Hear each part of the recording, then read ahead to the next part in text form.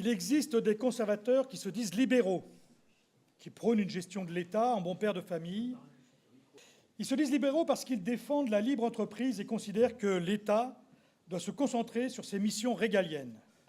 Nous approuvons, même s'il y a sujet à discussion, ne serait-ce que pour leur conservatisme, qui tend à vouloir conserver tout le chaos institutionnel qui s'accumule de république en république et dont nous n'avons que faire. Mais cette sorte de libéraux patriotes n'est pas précisément visée dans le propos qui va suivre, ou si peu. Du reste, on sait que certains d'entre eux lisent notre presse et soutiennent notre mouvement. Il ne saurait y avoir confusion entre eux et le système libéral dont, sans le savoir, ils sont eux-mêmes victimes, lequel système libéral est en expansion et emporte l'Occident, voire le monde, depuis plus de 2 siècles, dans la démesure et l'abrutissement culturel et social des peuples. Le roi Louis XV raconte, Perugia, lassé de se voir reprocher par les penseurs des Lumières de ne pas laisser libre cours à la poussée de la bourgeoisie dont l'activité restait encadrée par les règles strictes du compagnonnage, des corporations, renforcées par les lois de Colbert au règne précédent, avait envoyé en Angleterre des observateurs pour juger sur place des conséquences sociales et humaines du système libéral qui s'y développait et qui était présenté comme un modèle à suivre. Les rapports des 10 observateurs furent unanimes. Le Royaume de France n'était pas prêt à laisser réduire en quasi-esclavage les 2 tiers de la population par un 3e tiers d'hommes, soi-disant visionnaires et audacieux. Ils rapportèrent notamment cette anecdote que je vous demande d'écouter attentivement. Mary Wotton était servante chez un riche industriel anglais. Les servantes étaient là-bas souvent achetées dans des orphelinats et logées, ou plutôt entassées, dans de sordides baraquements.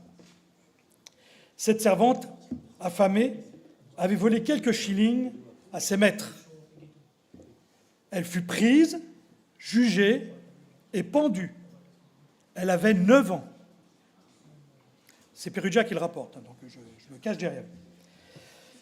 Même si souvent l'État graciait les enfants condamnés à mort, parce qu'on les condamnait souvent à mort, mais on les tuait pas tous,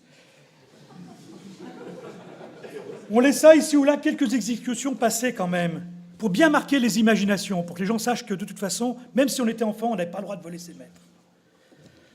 Sans compter que ceux qui étaient graciés passaient quelques années dans des cellules infectes, attrapant toutes sortes de maladies, où ils pourrissaient sans recevoir de visite, si ce n'est, dans le meilleur des cas, des sœurs de congrégations religieuses charitables.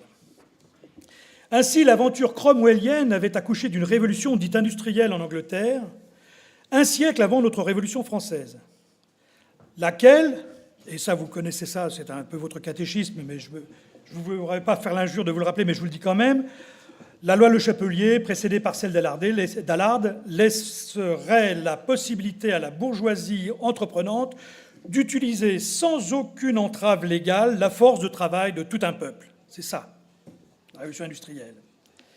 Les adorateurs d'Adam Smith, enfin au pouvoir, croyaient peut-être à cette théorie du ruissellement et des équilibres financiers dus à la seule mécanique des marchés guidée par cette main invisible. C'est une espèce de religion, en fait, le libéralisme. Richesse en haut et par conséquent bien-être en bas.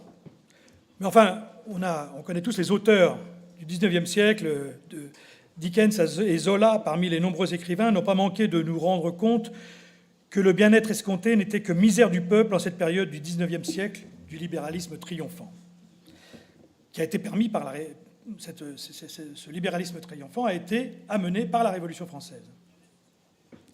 Les banquiers et boursicoteurs arrivaient enfin au pouvoir, ils s'y attachèrent, comme la moule au rocher, et ne le quittèrent plus. Ils réglèrent leurs comptes aux supplétifs qui les avaient amenés au fait de l'État, parce qu'il faut se servir de supplétifs, comme le firent les Girondins avec les montagnards. On parlait de Robespierre tout à l'heure. Pendant la réaction thermidorienne, on leur cassa la gueule définitivement et on n'entendait plus parler que des libéraux. Et les Versaillais en 71, le mur des fédérés à Paris est encore rouge du sang des communards. Les libéraux sont des spécialistes du discours enflammé, au nom de la liberté, avec des trémolos dans la voix. Ils mettent le peuple dans la rue pour faire sauter toutes les entraves à leurs ambitions. Puis, ils rétablissent l'ordre, sans ménagement ni scrupule, avec une main de fer qui est bien visible, celle-là. C'est ainsi que la Troisième République a été installée par la poigne d'Adolphe Thiers. Cela ne veut pas dire qu'autour de la dépouille de notre pays, comme des charognards, elle ne s'entre-déchire pas. C'est un petit peu notre chance à nous. Tout au long de la Troisième République, émaillée de banqueroutes, de scandales financiers et d'abus de biens sociaux. Et bien sûr, ils ont toujours eu leurs supplétifs, et ils en ont encore aujourd'hui. C'est-à-dire les supplétifs, en fait, c'est leur chair à canon qu'ils envoient dans la rue pour encadrer et réorienter la colère du peuple quand ça les arrangeait. Les sans-culottes sous la Révolution, les étudiants idéalistes et les tire-laines de 1830 à 1848.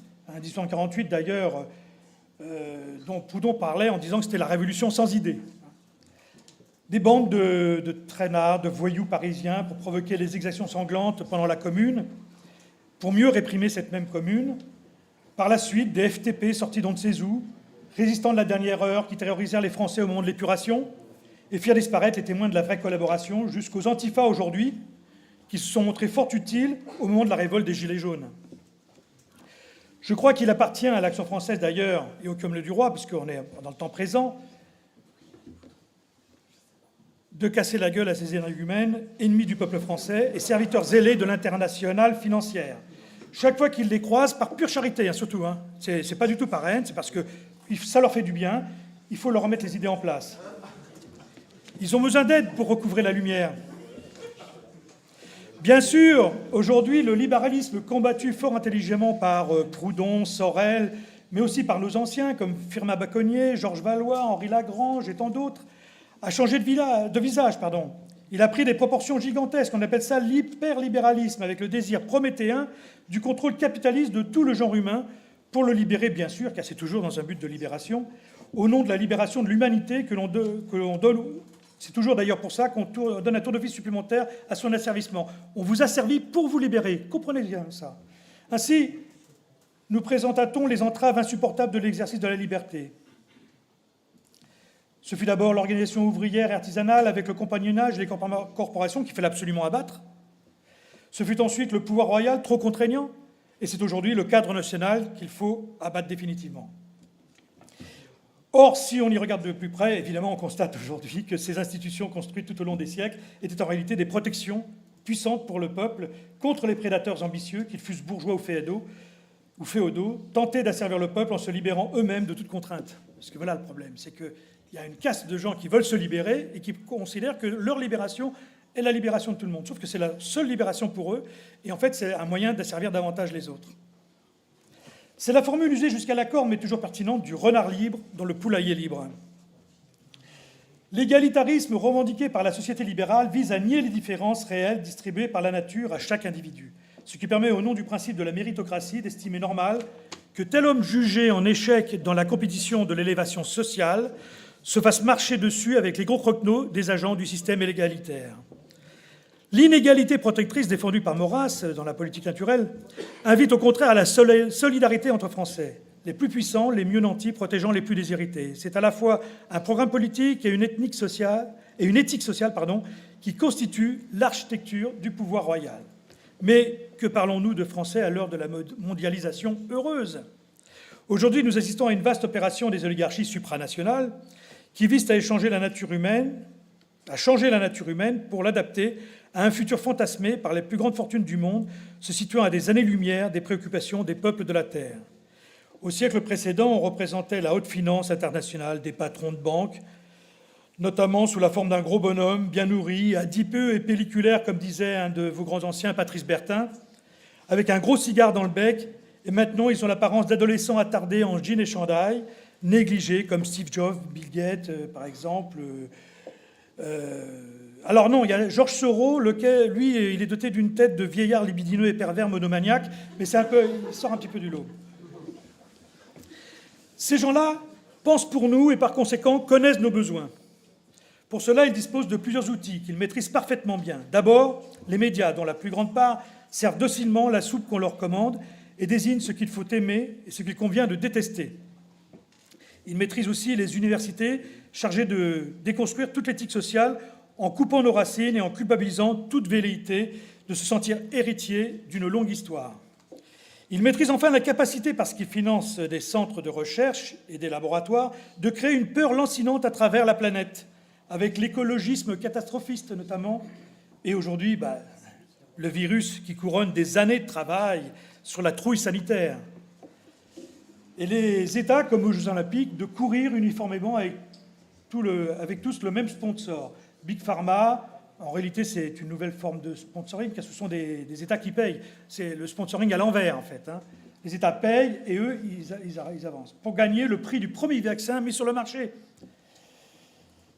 En fait, c'est une thérapie génique, c'est même pas un vaccin, mais c'est autre chose. À la peur généralisée, depuis la merveilleuse expérience de la terreur en 1793, on n'a jamais cessé d'affiner le concept, avec, il faut le reconnaître, moins d'effusion de sang aujourd'hui et plus de fantasmes. Mais la peur reste un excellent outil de conditionnement que savent utiliser intelligemment les libéraux, qui ont mis en place, là aussi, comme une liberté nouvelle, le concept d'individualisme. Belle trouvaille que cette notion d'individualisme qui affranchit l'homme de toute tutelle et lui permet de décider seul de ses choix. Mais malheur à l'homme seul, car sa solitude le rend fragile devant les prédateurs. Il ne s'agit pas de nier ici l'existence de la personne individuelle, mais seulement de rappeler que l'homme est un animal social, ce qui lui donne l'avantage de pouvoir construire une société, laquelle est naturellement fondée sur la solidarité et qu'elle suppose une organisation structurée. Du reste, il est significatif de constater que cette revendication individualiste induit paradoxalement des comportements formatés, grégaires, uniformes, délateurs et accusateurs envers ceux qui s'exposent en nageant à contre-courant. Et cet individualisme se transformant en une marée conformiste et la peur aidant agressivement intolérante à toutes sortes de manquements aux règles édictées par les sachants, élus sans doute par la fameuse main invisible. Ce ne sont plus aujourd'hui les amoureux qui se bécotent sur les bancs publics qui provoquent le regard oblique des passants honnêtes, mais ceux qui se promènent dans la rue sans masque. J'ai emprunté, bien sûr, cette petite phrase à Brassens. La peur, vous dis-je, cela me rappelle un roman de Bradbury où la population est contaminée par une plante extraterrestre, je ne sais pas si vous le connaissez, qui annihile la pensée et contrôle l'humanité. Et pour passer inaperçu dans la foule et ne pas être lynché, il faut afficher un visage inexpressif, un masque en somme. La peur est un excellent stimulant pour l'obéissance aveugle à une autorité non incarnée, ce qui donne le sentiment trompeur d'être autonome. Le meilleur des mondes du visionnaire Aldous Huxley ne nous dit pas autre chose. Dans ce monde, nous sommes sur le chemin du rêve transhumaniste. Et le soma, qui est une drogue bienfaisante, accompagnée par une libération sexuelle médicalement et digitalement assistée, permet d'être éternellement heureux. Ce roman décrit aussi une dictature qui aurait les apparences de la démocratie, les évasions et les rêves proscrits. Bref, une dictature parfaite, comme aimeraient nous l'offrir ceux qui dirigent et pensent le monde pour nous. Les peuples encombrants et remuants, les Gaulois réfractaires, doivent être anesthésiés et obéissants. Ainsi pourra-t-on contrôler la démographie, brasser les populations arrachées à leur culture, cancel culture et décolonialisme, et gérer la production et la consommation pour une société parfaite et harmonieuse. C'est du reste ici que se rencontrent le courant libéral et le courant libertaire, on en parlait tout à l'heure, la galaxie bobo, urbano-écologiste, antispéciste, LGBTXY, pacifiste en principe, mais prête à cautionner les pires violences quand c'est un Français mâle, blanc, hétérosexuel qui est la cible. Cette galaxie voit tout l'intérêt de participer à une société postmoderne contrôlée par le capitalisme mondial anonyme. Philippe de Villiers, dans son dernier ouvrage, nous révèle que certes, nous savions déjà ce que nous savions déjà, mais ici avec des arguments étayés, que Big Pharma, Big Data, Big Finance, la fondation Bill Gates, le Forum de Davos, composent une sorte de directoire d'influence mondiale supérieur aux puissances publiques. Il nous apprend aussi que si aucune preuve n'indique que le virus du Covid-19 a été volontairement diffusé à partir du labo de Wuhan, il apparaît pour l'élite globalisée comme une aubaine. C'est ce que dit notamment Klaus Schwab, le fondateur et président du Forum économique mondial de Davos. C'est écrit dans son manifeste Covid-19, la grande réinitialisation, ou Great Reset en anglais. Évidemment, peut-être même ici va-t-on crier au complotisme. Pourtant, lorsque Philippe de Villiers a annoncé ça sur les plateaux télé, personne n'a moufté.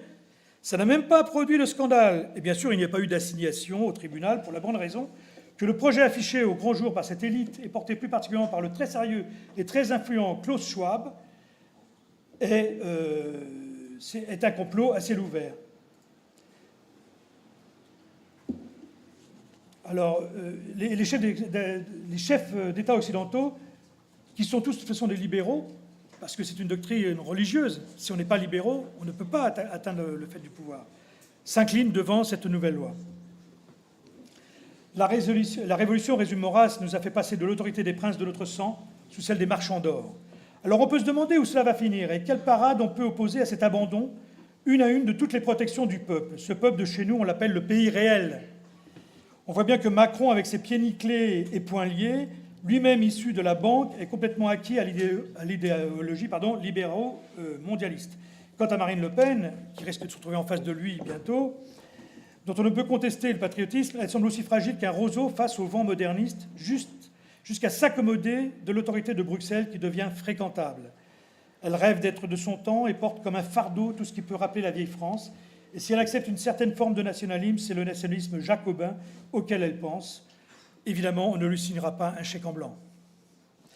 Nous devons donc œuvrer pour la restauration de l'État, et pas n'importe quel État, mais l'État royal, comme le rappelait Jean-Philippe tout à l'heure, qui dispose de l'indépendance face aux lobbies et autres groupes de pression, y compris les plus puissants au plan international, à la manière des Capétiens.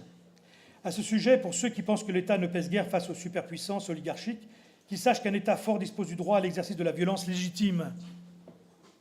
Un de mes fils me racontait l'autre jour un passage d'une saga que vous devez tous connaître, qui semble être assez prisée par la jeunesse d'aujourd'hui. Alors moi je le dis en français, c'est Jeu de trône, où un riche marchand, chargé en outre de la gestion des finances du royaume, expliquait à la jeune reine de ce pays que sans lui elle n'était rien et que c'était lui qui possédait tous les pouvoirs de décision. Après qu'il eut fini sa démonstration, la reine appela ses gardes et leur ordonna « Garde, mettez cet homme à mort, immédiatement devant moi ». Et le riche bourgeois d'implorer aussitôt à genoux la clémence de la reine en disant qu'il avait dit des bêtises mais qu'il n'y croyait pas du tout, qu'il était son fidèle sujet. On retrouve dans ce récit l'esprit capétien qui s'est toujours exercé avec ceux qui prétendent dominer l'État. Le roi dispose de l'indépendance garantie par la violence légitime, mais aussi de la durée et de la légitimité historique. Le roi capétien est empereur en son royaume. La dimension sociale reste au cœur du rôle protecteur du chef de l'État. Il faut donc, comme le fit Colbert en son temps, redonner du sens au monde du travail en révélant son potentiel dynamique et créatif, en le préservant et en le protégeant. Et l'État, dans ce domaine, ne doit pas développer une bureaucratie coûteuse et pléthorique, mais faciliter la réorganisation du travail par les travailleurs eux-mêmes, par métiers et filières, comme c'était le cas avant. Un mouvement comme le nôtre, composé sociologiquement d'un nombre important de corps de métiers, devrait pouvoir intégrer les organisations syndicales et mutualistes sans se laisser embarquer, voire même corrompre par des considérations idéologiques. C'est grâce à la formation que vous recevez au CMRDS notamment que vous pourrez tenir tête. De même, le monde des PME doit être investi et beaucoup d'entre nous sont déjà partie prenante. Je sais qu'il y a des tas de jeunes parmi vous qui sont en train de créer des PME. C'est important. Chers amis, il nous appartient d'observer attentivement aujourd'hui les bouleversements politiques, économiques et sociaux qui rendent la République de plus en plus fragile. Et ça ne sera pas de notre fait, la rendant incapable de protéger la France qu'il a subie du reste depuis 200 ans, comme la tunique de Nessus. Et oui, la République, c'est une tunique de Nessus sur la France. La tentative imminente qui s'annonce de dissoudre la France et les autres nations dans un amalgame sans caractère, sans histoire, sans originalité, sans culte ni culture, sous surveillance d'un ordre capitaliste mondial, échouera tant qu'il restera dans ce pays un vrai Français. Il nous appartient à nous, l'Action française, de fédérer ces Français qui refusent cet état de fait, pour renverser cette société idéale rêvée par les grands libéraux qui œuvrent depuis des Lumières et qui n'est en réalité que la société du veau d'or. D'ailleurs, on n'aura peut-être même pas besoin de la renverser, elle tombera toute seule. Ce qu'il faudra, c'est qu'il faudra être présent pour remplacer le bâtiment effondré. Le combat sera dur et épuisant. Et je conclue comme ça, je vais vous conclure par... nous arrivons à l'âge des héros, et Pierre Boutan nous donne la fin. Je vais conclure par Pierre Boutan, parce que je n'étais pas sûr de faire une bonne conclusion, mais je sais que lui, il écrit très bien. L'âge des héros rebâtira un pouvoir. Il n'est pas de grand siècle du passé qui ne se soit donné cette tâche, même aux âges simplement humains, où les familles lassées de grandeur confiaient à quelques Césars leur destin, à charge de maintenir le droit commun, le pouvoir reconstruit gardait quelques saveurs du monde précédent. Notre société, aujourd'hui, n'a que des banques pour cathédrales. Elle n'a rien à transmettre qui justifie un nouvel appel aux conservateurs. Il n'y a d'elle proprement dit rien à conserver. Aussi sommes-nous libres de rêver que le premier rebelle et serviteur de la légitimité révolutionnaire sera le prince chrétien. Merci.